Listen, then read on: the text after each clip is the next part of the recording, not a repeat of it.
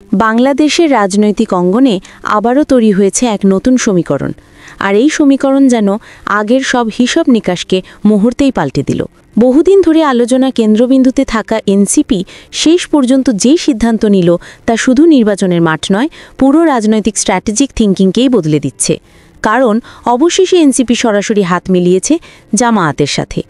এই সিদ্ধান্তের মুহূর্তে দেশের অভিজ্ঞ রাজনৈতিক বিশ্লেষকরা একটাই প্রশ্ন সামনে টেনে আনছেন, তাহলে কি বিএনপির পরাজয় এখন সময়ের অপেক্ষা? দেখা যাচ্ছে বিএনপি নেতৃত্বের ভেতরে যে অনিশ্চয়তা, সেই জায়গাটি অন্য কেউ দখল করে ফেলেছে। দলীয় প্রধানের অনুপস্থিতি, স্থায়ী কমিটির দ্বিধা, প্রার্থী চূড়ান্তকরণে বিলম্ব, সবকিছু মিলিয়ে বিএনপি অনেকটাই ছন্নছাড়া অবস্থায়।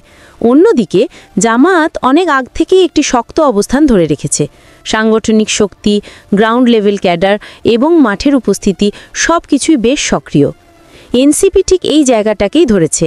তারা বুঝেছে যে দলে বর্তমানে সবচেয়ে বেশি মাঠের উপস্থিতি আছে, তার সাথে জোট করলে ভোটের কোর গ্রোথ অনেকটাই ধরে রাখা সম্ভব। টেক্সটাইলে যদি বিশ্লেষণ করি, তাহলে পুরো ঘটনাকে ধরতে হবে সিস্টেম আপগ্রেড হিসেবে। বাংলাদেশের রাজনৈতিক সিস্টেমে এখন যে অ্যালগোরিদম চলছে, তাতে লিডারশিপ ভ্যাকুয়াম ফিল্টারটি বিএনপির ওপর বড় প্রভাব ফেলছে।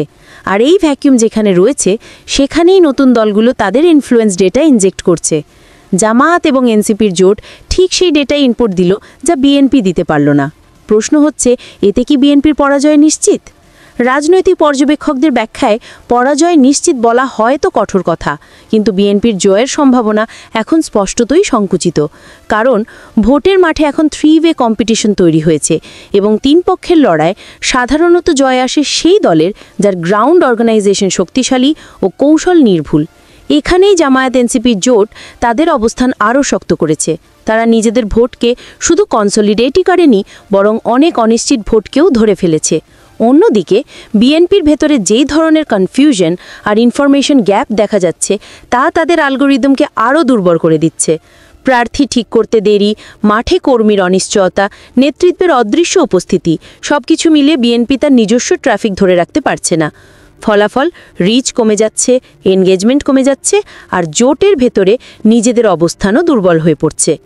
এই পরিস্থিতিতে অনেকে আবার তুলনা টেনে আনছেন আগের দিনের রাজনৈতিক দৃশ্যপটের সাথে, যখন নেতৃত্বে দৃঢ়তা থাকলে একা লড়াই করেও জেতা সম্ভব ছিল। কিন্তু এখন যুগ বদলেছে। এখন রাজনীতি সোশ্যাল ইঞ্জিনিয়ারিং এবং গ্রাউন্ড ডেটা অ্যানালিটিক্সের খেলা। যে দল সঠিক সময় সঠিক পার্টনারশিপ করতে পারে, সেই দলই জিততে পারে। সুতরাং ছবিটা পরিষ্কার। এনসিপি যখন জামায়াতের সাথে হাত মিলিয়েছে, তার একটি নতুন শক্তির প্ল্যাটফর্ম তৈরি করেছে। আর বিএনপির নেতৃত্ব যখন অস্থিতিশীল, তখন এই নতুন জোটই মাঠে বড় প্রভাব ফেলতে পারে।